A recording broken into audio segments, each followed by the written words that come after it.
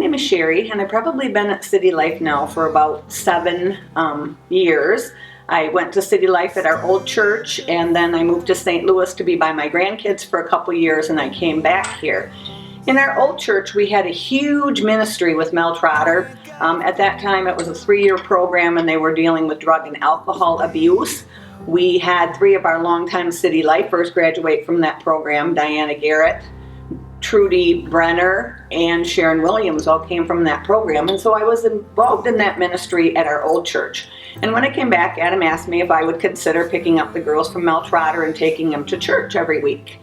And so, being near and dear to my heart, I thought this was something that I would like to do. And I also thought that as my kids were growing up, I always said the best time to get their attention is when you have them locked in your car. You know, then you can say whatever you want to them, and you've kind of got like a controlled audience.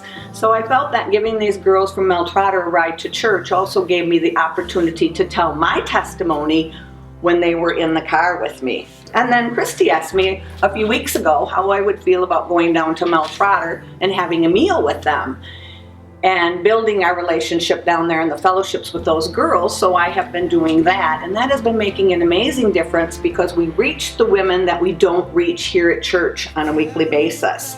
We've also done a Bible study down at Mel Trotter Ministries. The last one we did in the spring, we had 18 people there the first night that we did that Bible study.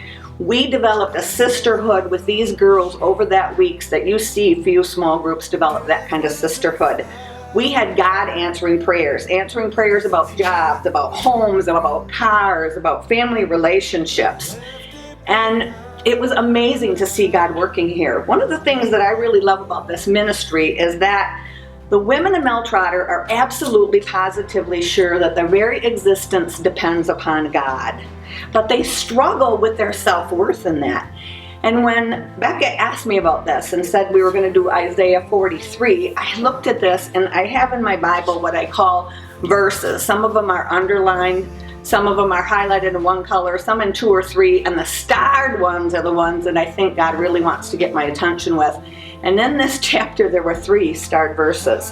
The first one is the first verse, and God says, "Fear not, for I have redeemed you, and I have summoned you by name, and you are mine." And this is what I try to stress to those girls there, that God has called them by name.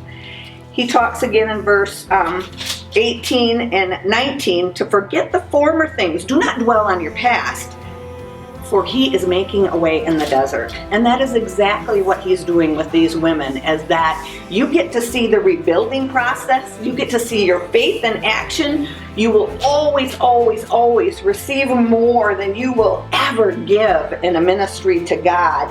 And one of the things I stress to these women is that even though you have nothing, you always have something to give to somebody else. I just highly encourage anybody out there who's seeking God. There is no better place to find him than at Mel Trotter, and I'd be honored if you'd come and stand alongside of us.